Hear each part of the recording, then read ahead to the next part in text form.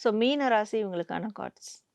மீன ராசிக்கு இந்த ஜூன் மாதம் வந்து ஃபர்ஸ்ட் ஆஃப் ஆல் வந்து ஒர்க் லோட் அதிகமா இருக்கும் அப்படின்னு இருக்கு. ஸோ ஹெல்த் வந்து நல்லா கவனிச்சுக்கணும் அப்படின்னு இருக்கு. ஏன்னா ஹெவி ஒர்க் லோட் இருக்கிறதால சரியா சாப்பிடாம, தூங்காம அவங்களுடைய ஹெல்த்த வந்து ஸ்பாயில் பண்ணிக்கிற மாதிரியான விஷயங்கள். அதாவது இவங்க கான்ஷியஸா இருக்கணும்னு நெனச்சாலும், அந்த மாதிரியான ஒரு வேலை ரீதியான சூழல் வந்து உருவாகிடும்.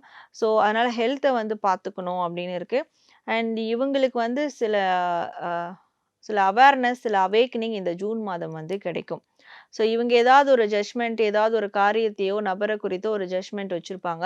பட் அந்த ஜட்ஜ்மென்ட் அது கிடையாது. அது வந்து வேற மாதிரி அ நீங்க நீங்க ஜட்ஜ் பண்ணது வேற, ரியாலிட்டி வேற அப்படின்றது மாரி, அவங்களுக்கு ஒரு சில புரிதல்களோ, இல்ல அவேக்கனிங்கோ வந்து தெரிய வரும் இந்த ஜூன் மாதத்துல. அண்ட் இந்த ஜூன் மந்த் வந்து இவங்க ஏதாவது ஒரு சின்ன அளவில இருந்து, இல்ல வந்து பெரிய அளவிலான ஏதாவது ஒரு சேவிங்ஸ வந்து மேற்கொள்வாங்க அப்படின்னு இருக்கு.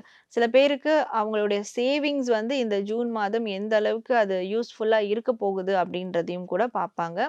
ஸோ கடின உழைப்பு கண்டிப்பா சேமிப்புல போய் நிறுத்தும். அது இந்த ஜூன் மாதம் அவங்களுக்கு வந்து தெரிய வரும். அதாவது ஒரு உழைப்பு இருக்கு. அதுக்கு பின்னால ஒரு பண வரவு இருக்கு. அதுக்கு பிறகு ஒரு சேமிப்பு அப்படிங்கிறதும் வந்து அவங்களுக்கு இருக்கு அப்படின்னு சொல்லியிருக்கீங்க.